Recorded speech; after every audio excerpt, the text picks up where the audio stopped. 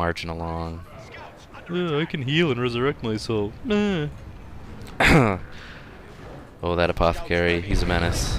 Nice shotgun blast on the Lecter Alpha there, protecting the scouts as they make it back to the apothecary for a nice little heal there, and the Razorback for reinforcement. Assault Marines immediately drive out these Termagants, and are going to try to intercept that Lecter Alpha, but they're not going to do much damage to him before he gets away. Meanwhile, the melee forces down here are recapping again. However, with the Razorback, the Space Marine is now going to be able to get around with some speed, but he's going for a power bash. He does have the Flamer, but the Apothecary and the Assault Marines don't need to be here for this. They should get in that and drive down here and just keep it away from these warriors, as they are heavy melee, which is effective against vehicle armor, in case you don't know.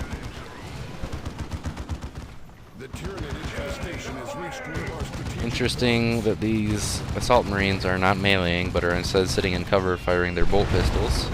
There they go. And again, this melee is just taking all this stuff. This is a common problem I run into too when I'm playing, is that I get so focused on whatever battle I'm in, I forget about the other units available. Ooh, Venom Brood firing away at the Razorback. But those Assault Marines are just going to jump right in. Are they going to Merciless Strike? No, they're not, because those are just going to retreat right away. That Power Sword gleaming as it swings through those Venoms. Now, these units really need to jump in there and get back down here, because this is not tenable.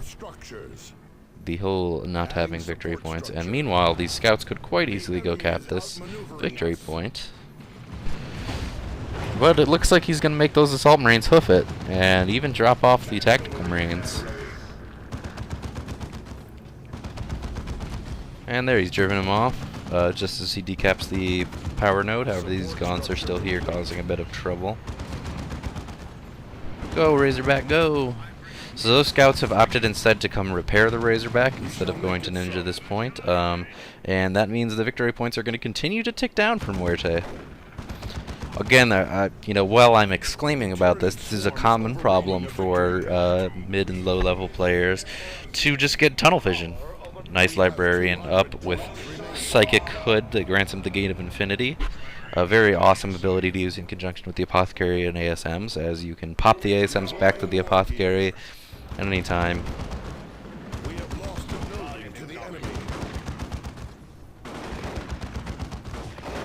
Scouts, Razorback, and Librarian driving off that Lictor Alpha, but here come the Venom Brood, and they're going to start raining damage down on that Razorback, and it's going to have to pull back.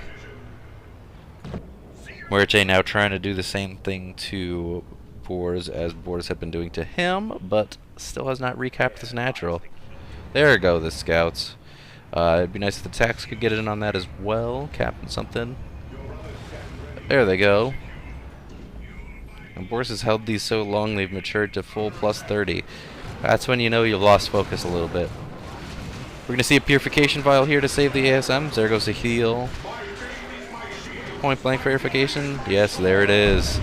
It does get a few of the Hormagaunts, but not enough of them. The ASMs are going to be able to jump over this wall without any model losses. The enemy is capturing one of our victory points. And those Hormagaunts aren't going to be able to pursue much longer. Shotgun blast! Shotgun blast! There it goes. And the Hormagaunts are going to have to get out of there. But there is the Swarm Lord on the way for Boars. Boom! There goes the Smite. So, the reason I wanted to show this replay is because it was titled Nids are OP. But as we see watching it from the omniscient perspective, it's actually not that Nids are OP, it's that tunnel vision is bad. Not sure why these are retreating. They really didn't need to. But if you are playing a game of Dawn of War 2, 1v1, keep an eye on all the little mini-maps here, because when you see little red dots coming in your area, it's time to consider throwing something back there to save the day. Nice flesh hooks there, whipping the sergeant out, and killing him even. Wow, that's an expensive expensive, expensive loss. Gate of Infinity, then use it on them. Not necessary by then.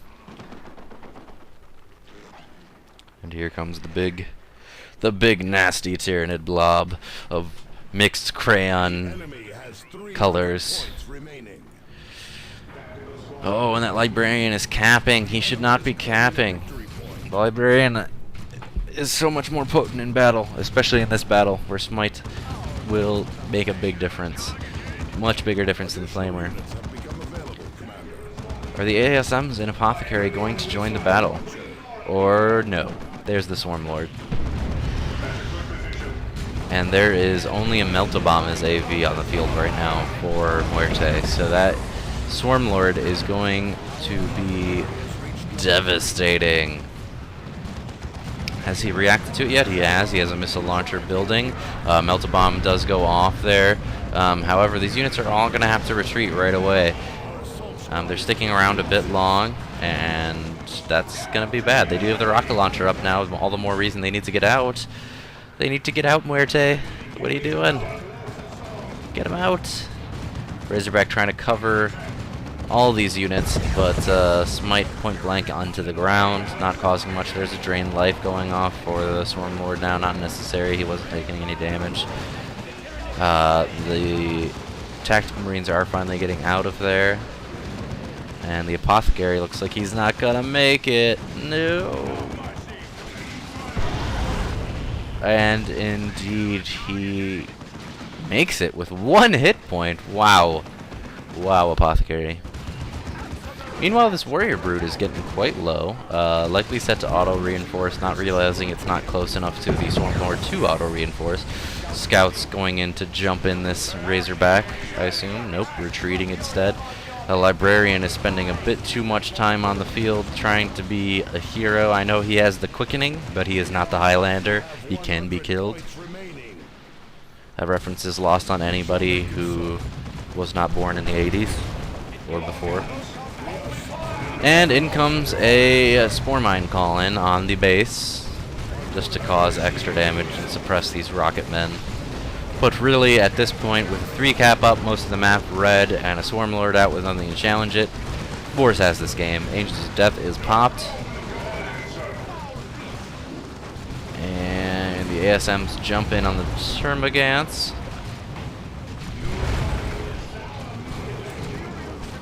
The Apothecary is back to full health now.